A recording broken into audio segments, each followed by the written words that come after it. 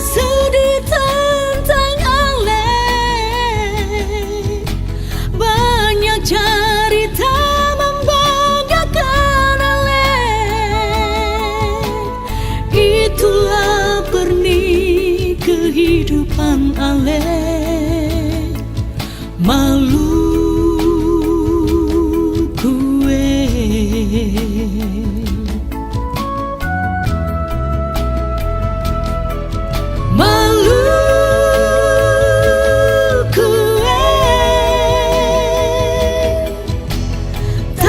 Pusaka karunia ilahi, Maluku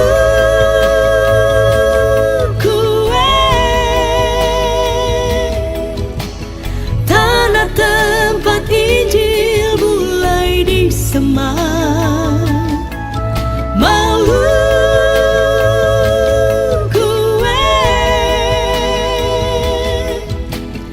tempat kaki Dia terus bersinar. Maluku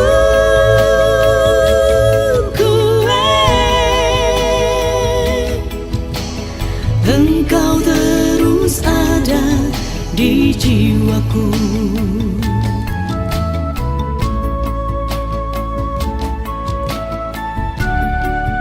Maluku, engkaulah tanah yang diberkati Tuhan.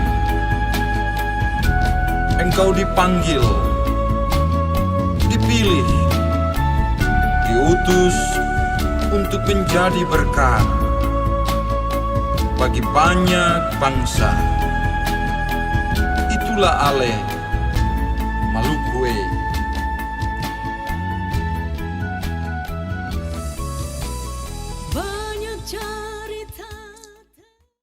Selamat pagi sidang Tuhan pada hari Minggu ini, hari Minggu yang ke-9 daripada musim panas, tanggal 16 Agustus tahun 2020.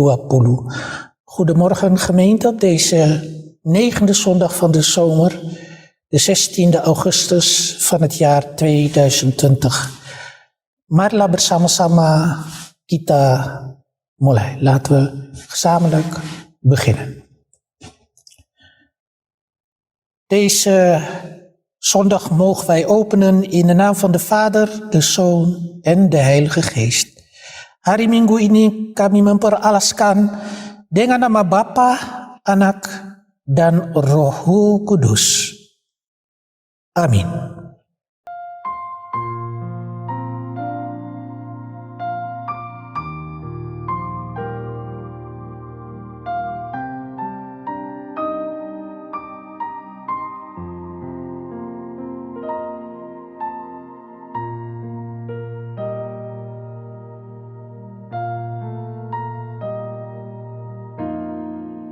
Kemanakah kami mencari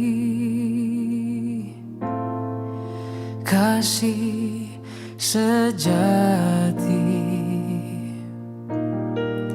Kemanakah kami berseru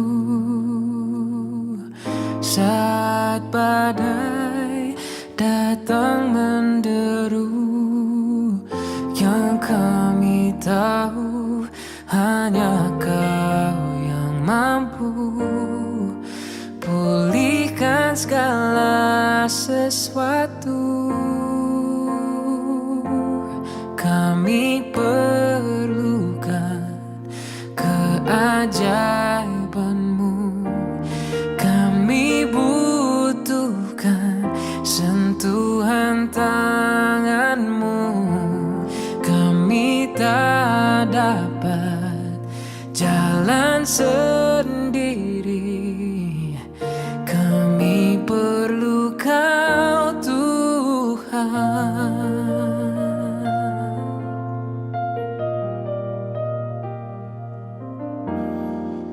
Kemanakah kami mencari kasih sejati? Kemanakah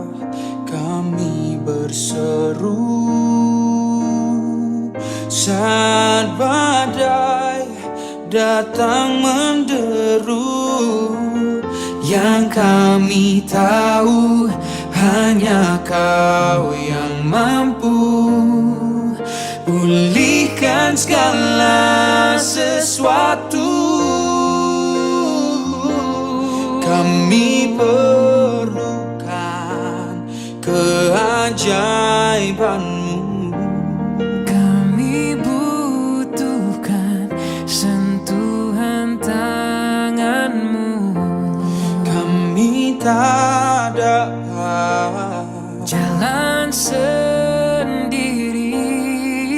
Kami perlu Kau Tuhan. Kami perlukan keajaiban-Mu. Kami butuhkan sentuhan tangan-Mu. Kami tak dapat jalan sendiri. Kami perlu Kau Tuhan.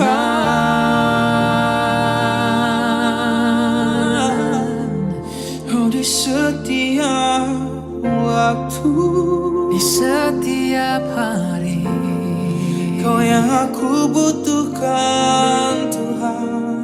di dalam hidupku, Yesus. Kau yang aku perlukan Tuhan.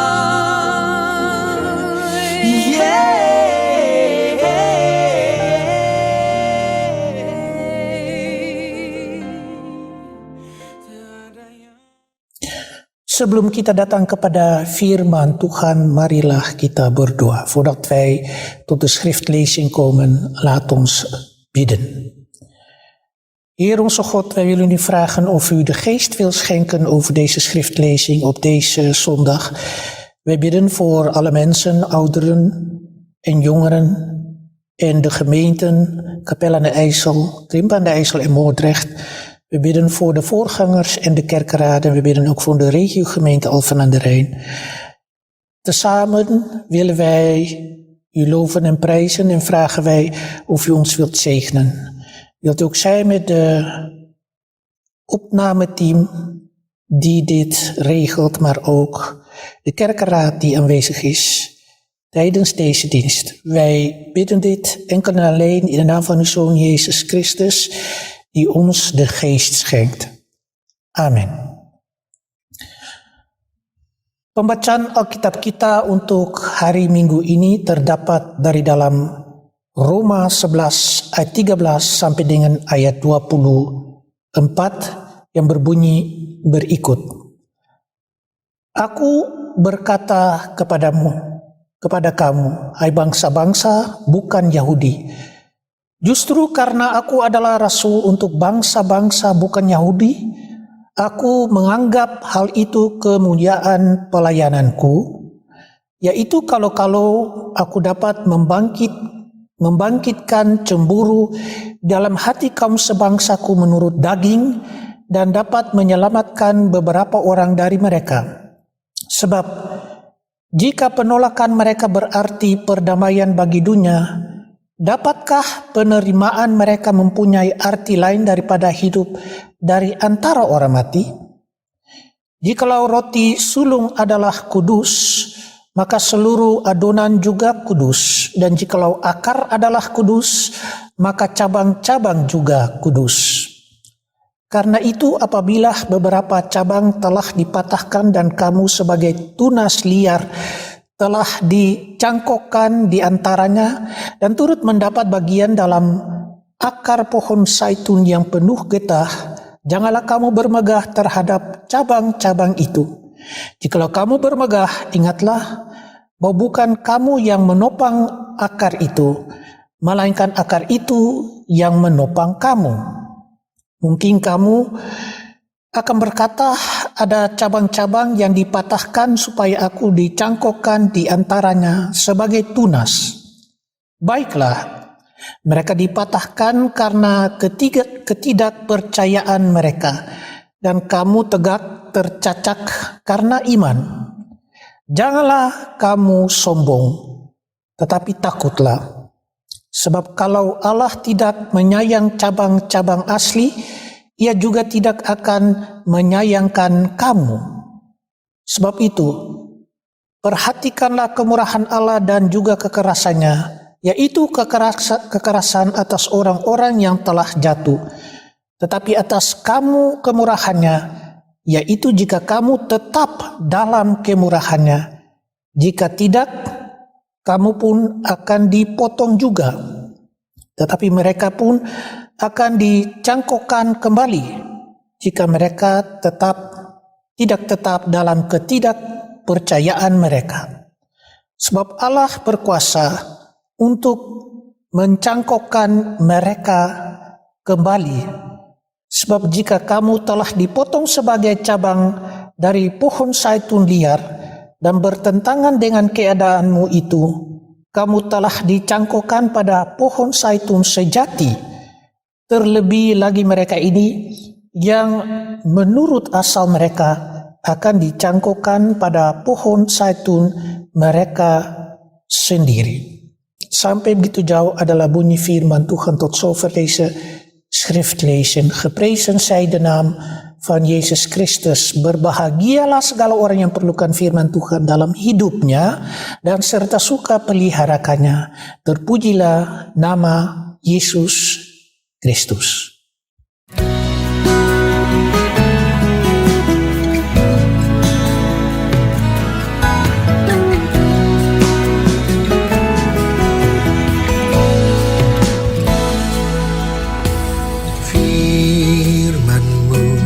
Pelita bagi kakiku, terang bagi jalanku. Firman-Mu pelita bagi kakiku, terang bagi jalanku. Waktu ku bimbang dan hilang jalanku, tetaplah Kau di sisiku.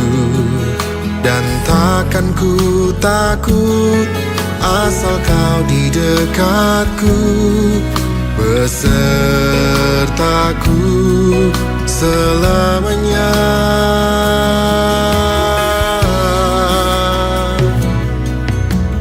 Firman-Mu pelita bagi kakiku, terang bagi jalanku.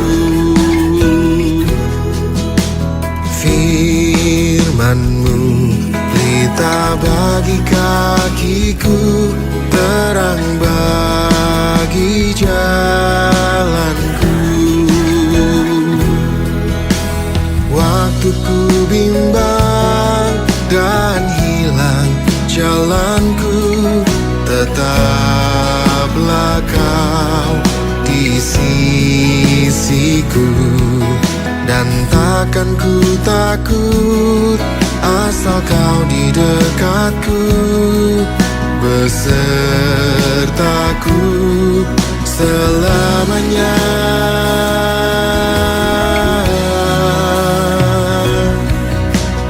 Firman-Mu pelita bagi kakiku, terang bagi jalanku.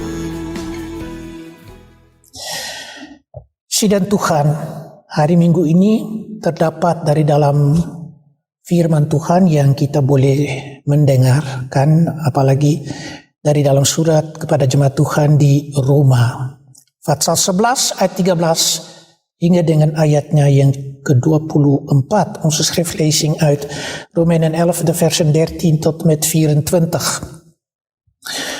Adakah Rasul Paulus bicarakan mengenai akan bangsa Yahudi, di mana juga ada tempat daripada orang-orang Masehi yang asalnya dari orang-orang kafir, melainkan jatuh atau masuk dalam penobatan untuk mengikuti dan mengaku percaya akan Christus. Wij horen hier het verhaal over de Joden als Gods volk, maar bijzonder ook de heidenchristenen, hoe zij zich moeten gedragen.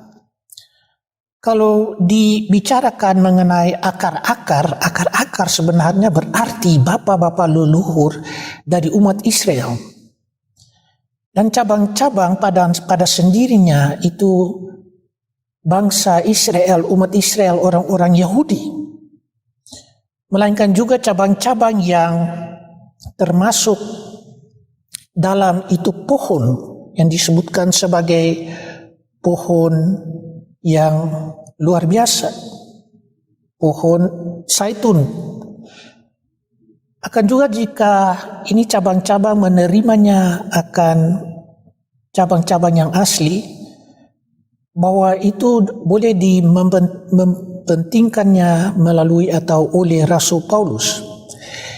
De takken worden eigenlijk daarmee bedoeld de Joden, maar ook de wilde takken of de nieuwe takken, dat zijn de heidenen die christen zijn geworden. De wortels zijn de aartsvaders, dat wil zeggen dat de boom alleen kan groeien vanuit de wortel van de geschiedenis van Israël. Kalau bicara mengenai akar-akar, akan dicangkokkan atau cabang-cabang dicangkoknya kembali, itu berarti jika orang-orang Kristen yang baru tinggal dalam kemurahan Tuhan en degene die geënt worden opnieuw in de boom als het ware vastgemaakt en weer mag groeien. Dat is wanneer de mensen blijven in de goedheid van God. Of zoals het hier gezegd wordt, dat wij in ieder geval in God moeten blijven. Dan juga Tuhan bukan baik saja, tetapi Tuhan juga adil dan benar dan jujur. Itu kita boleh mementingkannya. Houd daarom voor ogen dat God niet alleen goed is, maar ook streng. Hij is streng voor wie gevallen zijn, maar goed voor u als u tenminste trouw blijft aan zijn goedheid. Kalau kita tinggal setia, hidup dalam kemurahannya. Kalau gitu cabang-cabang akan dipotongkan. Anders worden de takken of niet meer geënt of afgekapt. En als de Israëlieten niet volharden in hun ongeloof, zullen ook zij worden geënt. Want God is bij machte hen opnieuw te enten. Tetapi mereka pun akan dicangkokkan kembali jika mereka tidak tetap dalam ketidakpercayaan mereka. Sebab Allah berkuasa untuk mencangkokkan mereka kembali. Dus opnieuw te enten. Bij het enten wordt er een scheutje van een tak in de boom gedaan.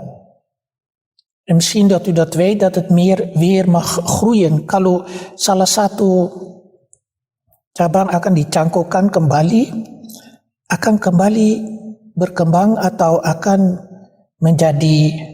kembali menjadi pohon yang baik. Dengan cabang-cabang yang baik juga. Want dan krijgt het nieuwe takken en het wordt een nieuwe boom als het opnieuw geënt wordt. Bijzonder wanneer wij bedenken dat eigenlijk de apostel Paulus in een spanning leeft. Sebenarnya Rasul Paulus dalam pergumulan antara pikirannya mengenai kaum Israel, orang Yahudi yang tidak akuikan Tuhan Yesus, melainkan juga kesombongan daripada orang-orang Kristen yang tidak berasal orang Yahudi.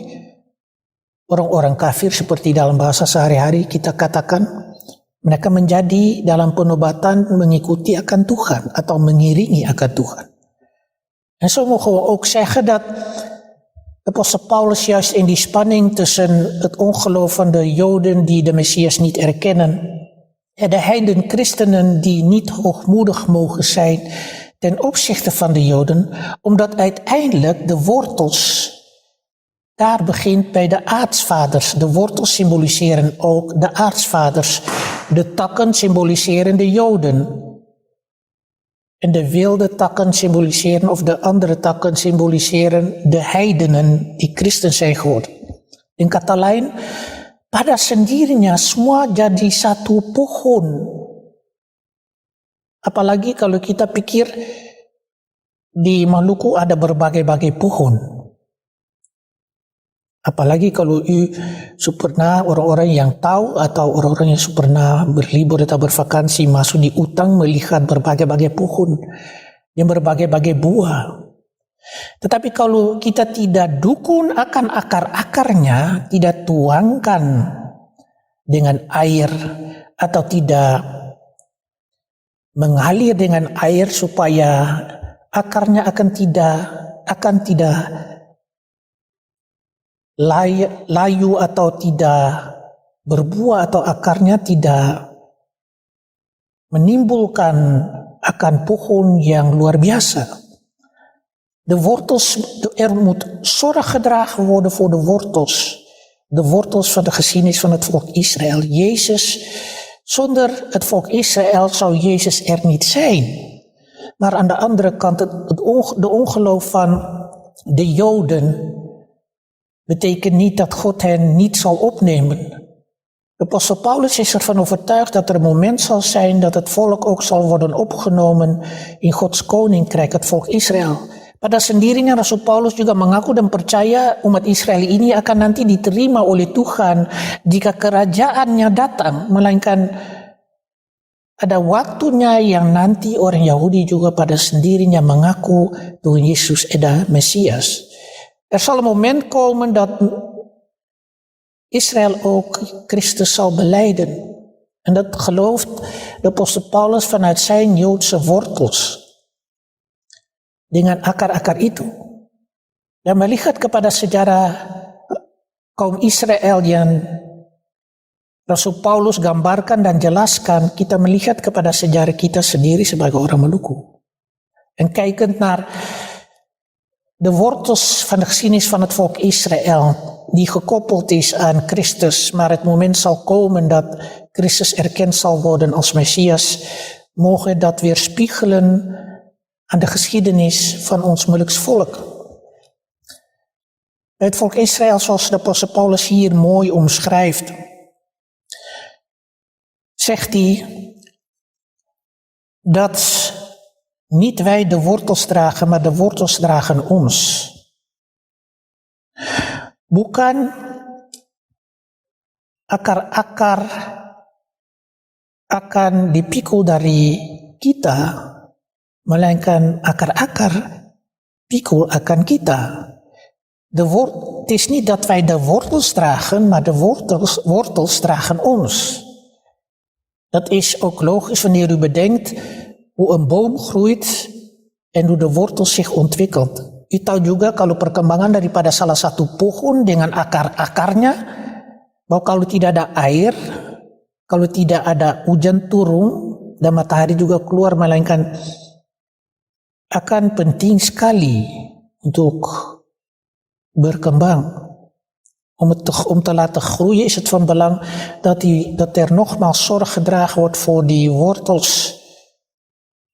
En vooral wanneer wij bedenken dat juist als wij praten over wortels, in het Engels roots, akar. Kalau iman berakar dan kita tinggal bertekun dalam Tuhan seperti sebagai cabang-cabang, kita tinggal berakar melihat kepada sejarah Kristus dan sejarah Tuhan Allah dengan umatnya. Kalau kita tinggal berakar dalam firman Tuhan, kita berbuah. Als wij blijven geworteld in de geschiedenis van het volk Israël, in het Oude Testament, en bijzonder door en in Jezus Christus, dan kunnen wij vruchten dragen en vruchten ontvangen. Dan kita menerima segala berkat-berkat yang berlimpah-limpah, dan kunnen wij alle zegeningen en vruchten ontvangen. Dan kesimpulan kita melihat bahwa kita melihat pikir saja salah satu pohon. Beta bilang tadi di Maluku ada berbagai-bagai pohon. Ada salah satu pohon yang penting di bangsa Maluku, pohon sagu. Itu hidup sehari-hari mereka membuat makanan daripada pohon sagu. Melainkan pohon sagu itu harus dipelihara, dijaga, didukung. Pun juga kalau ada dusun-dusun dan tanaman-tanaman di Maluku. Pohon ada penting dalam kehidupan kita. Pohon juga ada penting pada waktu Adam dan Hawa. Pohon hidup. Apalagi makan dari pohon yang baik. Kijken naar hoe een boom belangrijk is. Kijken naar hoe een pohon sagu, hoe dat belangrijk is in het dagelijks leven van de Molukkers. Daar, op de Molukse eilanden. Maar ook gezien het feit dat als je zorg draagt voor een boom en bomen geven zuurstof. En dat is iets waar wij vaker moeten blijven denken over het feit dat de natuur, niet wij de natuur dragen, maar dat de natuur ons draagt. En als wij dat kapot maken, als wij Gods schepping kapot maken, dan maken wij onszelf kapot. Kalau ini alam ini, di dalam dunia ini Tuhan menciptakan langit dan bumi. Bukan kita dukun alam mungkin akan bertentangan dengan apa yang kita katakan, melainkan tapi alam atau apa penciptaan Tuhan akan dukun kita. Tergantung daripada kita sendiri bagaimana kita bergaul dengan alam, dengan kehidupan, dengan utang-utang, dengan pohon-pohon. Tetapi dunia ekonomi mementingkannya lebih daripada penciptaan daripada Tuhan. Bijzonder wanneer wij bedenken dat het niet meer om de natuur gaat, over leven en dood, maar meer over de economische factor. En dat wij Gods schepping kapot maken. De oerwouden, het regenwoud, de bossen. Ik ben geen ecofiel, zoals sommigen zeggen, maar het gaat om wat hier de essentie is.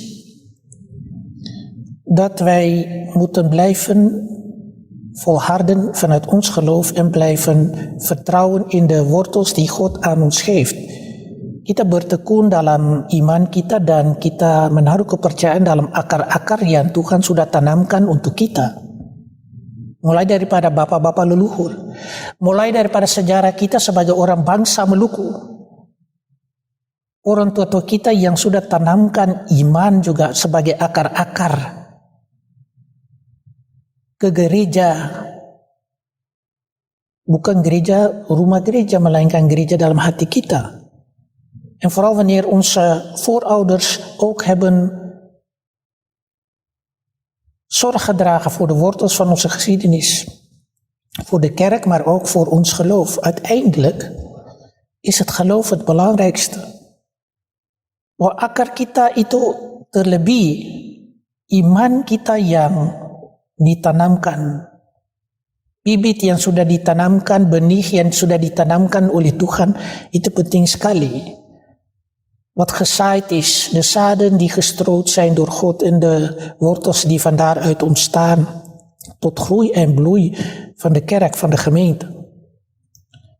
Dan apalagi kembali kepada bangsa kita di Maluku dan juga di tanah rantau ini. Cara bagaimana kita bergaul dengan akar-akar sejarah kita. Hoe wij omgaan met de wortels van ons geloof, maar ook van onze eigen Molukse geschiedenis. Waarom is het zo van belang om dat te benoemen? Het is van belang te benoemen dat wij kijken waar wij vandaan komen. Wij komen van God. En zoals iedereen die geroepen wordt wanneer ze sterven, dan gaan we naar huis naar God. Dan untuk semua orang yang datang dari Tuhan juga pulang kembali. Di pangkuan, di sisi, di pinggir Tuhan. Jika kita tinggal bertekun dalam akar-akarnya, als we blijven volharden in de wortels. Apalagi sebagai dalam pergaulan, kita tinggal berakar dalam Tuhan, hidup berpengasihan. Itu penting sekali. Wij blijven geworteld in de omgang met elkaar, in liefde met elkaar om te gaan. Niet om van loze kreten en loze woorden. Het heeft inhoud wanneer wij over Gods liefde praten. En waarom is dat? Omdat Christus voor ons gestorven is en dat is de grootste liefde die wij mogen verklaren. Pernyataan yang penting sekali itu kasih Allah dalam Tuhan kita Yesus Kristus dalam pergaulan satu dengan lain. Jangan mementingkan dirimu sendiri atau kerja untuk Tuhan bukan untuk diri sendiri, tapi untuk Tuhan dan jemaatnya. Melainkan susahnya dalam waktu corona ini, kita harus mempertimbangkan segala sesuatu. Apa yang baik, apa yang tidak baik. Seperti hari Minggu yang lalu beta katakan, ada coronavirus itu paling bahaya. Kalau berlaku sedikit saja orang jatuh sakit, orang bisa mati. Itu pikirannya mesti tinggal pikir selama belum ada obat-obatan disebutkan sebagai vaksin. Kalau belum ada vaksin yang pasti, yang betul, yang sudah diakuikan, yang sudah dites, baru kita boleh ada sedikit seluas-luasnya perlahan-lahan mungkin kembali bergereja. Ada waktunya kita bergereja kembali. Tapi di dalam segala peraturan yang ada. En iedere keer moeten wij dat herhalen, dat zolang deze coronavirus heerst, is het een kwestie van leven en dood. Er hoeft alleen maar iets te gebeuren en dan kan je sterven. En voor degenen die kwetsbaar zijn. En dat we met elkaar rekening houden. En als dat niet zo is, dan wordt het moeilijk. Net zoals toen bij de apostel Paulus ook de heidenchristenen rekening moeten houden met de Joden, ook al hebben ze Christus niet erkend. Maar dat zij ook opgenomen worden. Uiteindelijk worden we allemaal opgenomen. Kita sekalian diterima, didukung, diangkat oleh Tuhan. Yang kita pikir orang Yahudi, mereka sing mengaku Mesias, mereka nanti dihukum. Itu bukan kita pengkuasa, itu kuasa Tuhan dan wewenang Tuhan. Dan juga orang-orang Kristen yang asli atau berasal dari orang-orang yang suku-suku bangsa yang kafir, yang tidak ada kepercayaan. Jangan tinggi diri sendiri. We moeten niet hoogmoedig zijn, althans, dat zegt de apostel Paulus met de heidenchristenen, maar ook niet voor de Joden veroordelen. Uiteindelijk blijven ze Gods volk, of je het wil of niet. En daarin zit de worsteling van de apostel Paulus, omdat de Joden Christus niet erkent als de Messias. Itu satu pergumulan dari Rasul Paulus, dia asal dari orang Yahudi, sedangkan mereka tidak mau percaya akan Kristus. Ia pada sendirinya sudah bertobat, lalu bertemu akan terang dari Tuhan, lalu mengaku nama Yesus. Dan jangan kesombongan ada di orang-orang Kristen. Itu kata kesombongan juga, itu tidak sebenarnya simbol dalam kamus orang-orang Kristen. Kesombongan, sombong untuk apa? Untuk dirimu sendiri. En die arrogantie, de capsones die mensen hebben omdat ze in Christus geloven, of juist op een gegeven moment hoogmoedig worden en denken dat ze beter zijn dan een ander. En in de omgang met elkaar ook als christenen. De ander vindt, die heeft ineens Christus gevonden en niet in de kerk. Wat is het verschil dan? Terwijl je ouders dat geleerd hebben. Atau ada orang-orang Kristen yang bilang, ya beta sudah dapat Tuhan Yesus di tempat lain, bukan di orang tuaku gereja. Itu bukan berarti, tapi itu tergantung daripada dirimu sendiri. Dat is uiteindelijk afhankelijk van jezelf. Die hooghartigheid, die arrogantie, waar doe je het voor? Pertanyaannya timbul dalam kita, sebenarnya kita buat untuk siapa sebenarnya? Beta pun diri sendiri atau beta sendiri? Beta selaku hamba Tuhan juga pendeta ada dosa, melainkan beta bukan bikin untuk beta pun diri sendiri. Juga dalam masyarakat kita bikin untuk sesama manusia, bahwa melalui Rasul Paulus ini jangan terlalu sombong. Kesombongan tidak ada dalam kamus Tuhan kita Yesus Kristus. Arrogant zijn en kapsones, dat vind je niet in het woordenboek van Christus. Waarvoor doe je het? Akhirnya ada satu contoh yang beta mau menyatakan kepada saudara. Pada waktu Petrus di murid-muridnya ada berjalan-jalan dengan Tuhan Yesus. Mereka berdebat dan berdiskusi siapa yang penting dari antara mereka sebagai murid-murid. Tuhan Yesus membalaskannya, apa kamu rasa penting sebenarnya?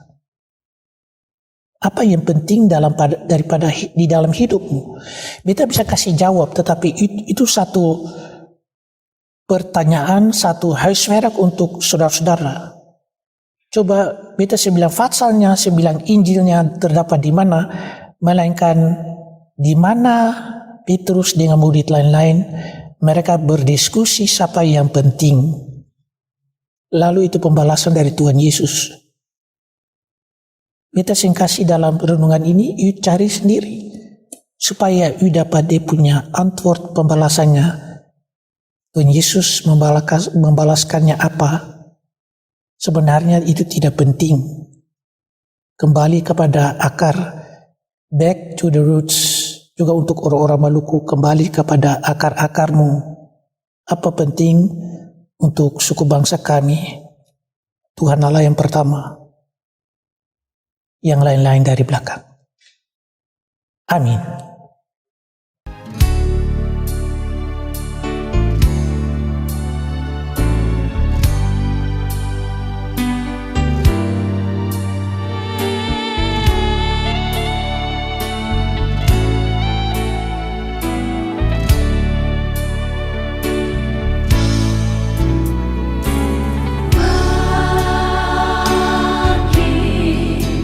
Dekat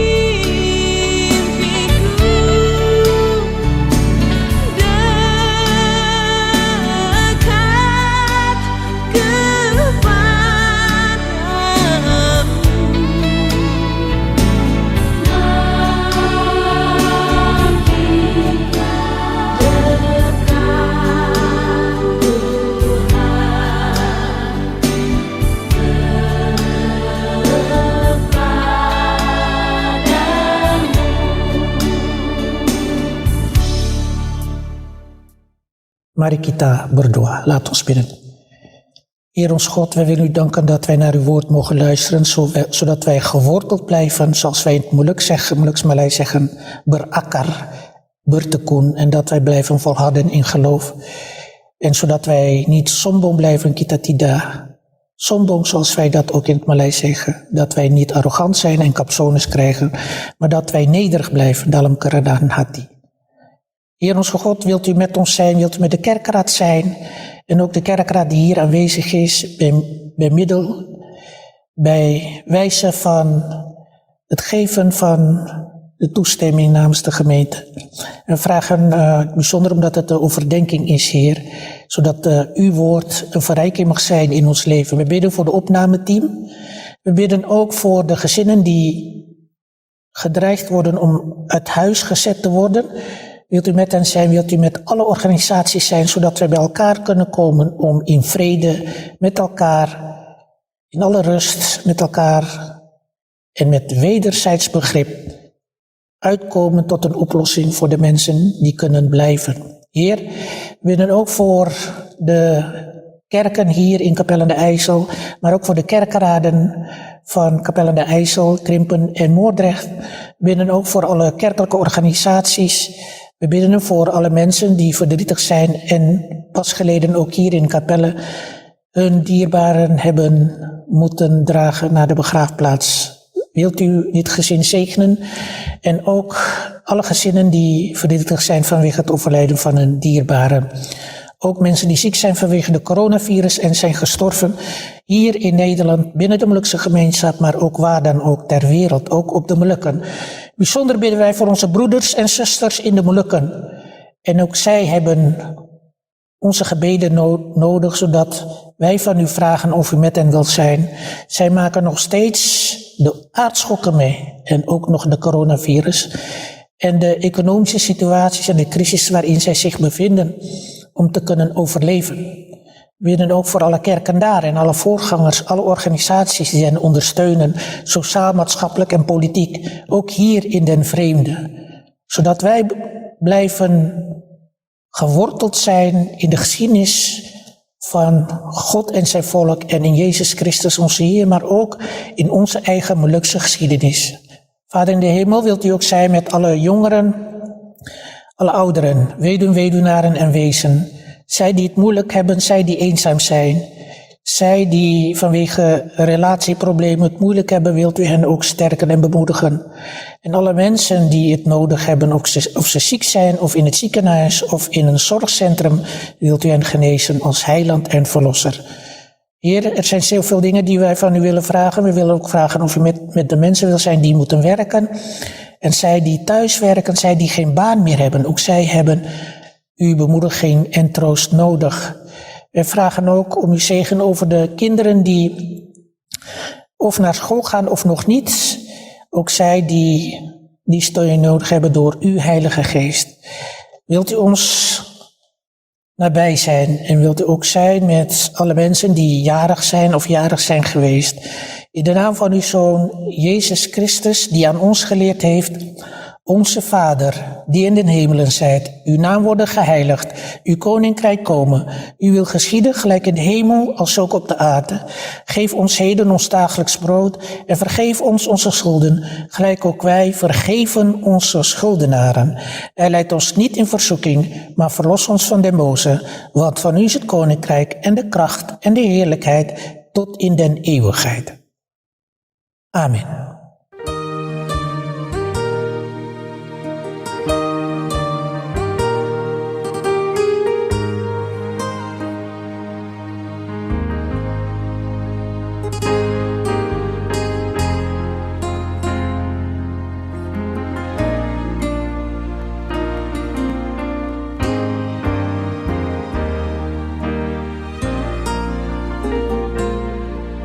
Kadang Tuhan memberi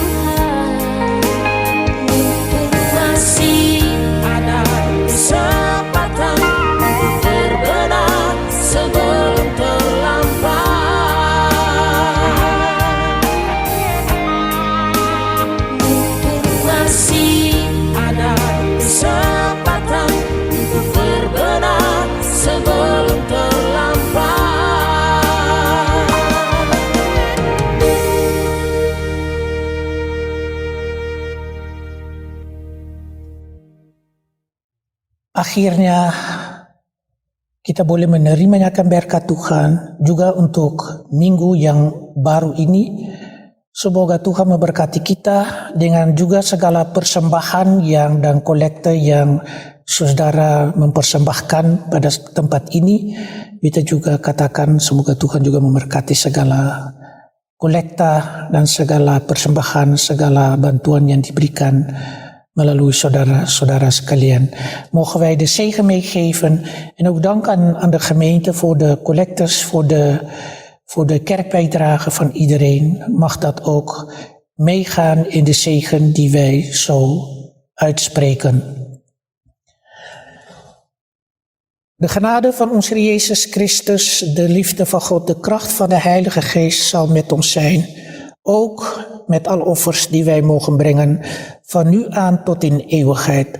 Anugerah Tuhan kita Yesus Kristus, pengasihan Allah Bapa, persekutuan Roh Allah yang kudus, selalu beserta kita, pun juga segala persembahan yang kita melakukannya melalui kolektor-kolekta dan segala bantuan demi nama Tuhan.